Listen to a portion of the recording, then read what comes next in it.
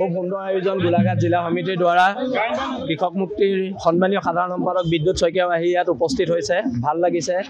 আমি গোলাঘাটৰ পৰা এটা বাৰ্তা দিব বিচাৰিছোঁ, সকলো দল সংগঠনে একত্ৰিত হৈ যিদৰে লাচিত বৰফুকনৰ নেতৃত্বত সকলো জাতি জনগোষ্ঠী লগ হৈ মোগলৰ বিৰুদ্ধে এখন সাংঘাতিক যুদ্ধ কৰি জাতি বচাই থৈ গৈছিলে, আৰু আমিও বৰ্তমান ইয়াত থকা মোগলবিলাকৰ বিৰুদ্ধে, ইয়াত থকা অনা অসমীয়া শ্ৰেণীটোৰ বিৰুদ্ধে, তেওঁলোকৰ শোষণৰ বিৰুদ্ধে আমি এখন সংগ্ৰাম কৰিব লাগিব, কিন্তু সংগ্ৰামখন ঐক্যবদ্ধ হ'ব লাগিব। আৰু অনাগত দিনত আশা ৰাখিছোঁ ঐক্যবদ্ধ সংগ্ৰাম হ'ব, আৰু এই ঐক্যবদ্ধ সংগ্ৰামৰ বাৰ্তা ইতিমধ্যে শিৱসাগৰে দিছে, আৰু আমি আশা ৰাখিছোঁ এই বাৰ্তা প্ৰত্যেক জিলাই দিব।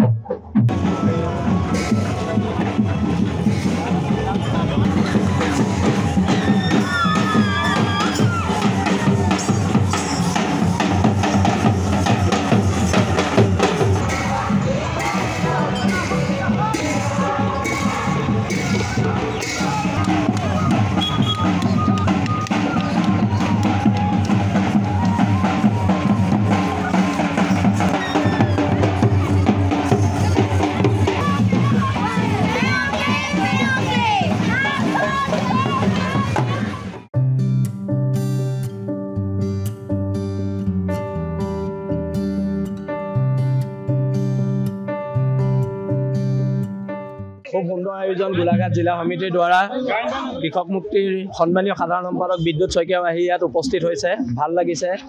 আমি গোলাঘাটৰ পৰা এটা বাৰ্তা দিব বিচাৰিছোঁ, সকলো দল সংগঠনে একত্ৰিত হৈ যিদৰে লাচিত বৰফুকনৰ নেতৃত্বত সকলো জাতি জনগোষ্ঠী লগ হৈ মোগলৰ বিৰুদ্ধে এখন সাংঘাতিক যুদ্ধ কৰি জাতি বচাই থৈ গৈছিলে, আৰু আমিও বৰ্তমান ইয়াত থকা মোগলবিলাকৰ বিৰুদ্ধে, ইয়াত থকা অনা অসমীয়া শ্ৰেণীটোৰ বিৰুদ্ধে, তেওঁলোকৰ শোষণৰ বিৰুদ্ধে আমি এখন সংগ্ৰাম কৰিব লাগিব, কিন্তু সংগ্ৰামখন ঐক্যবদ্ধ হ'ব লাগিব।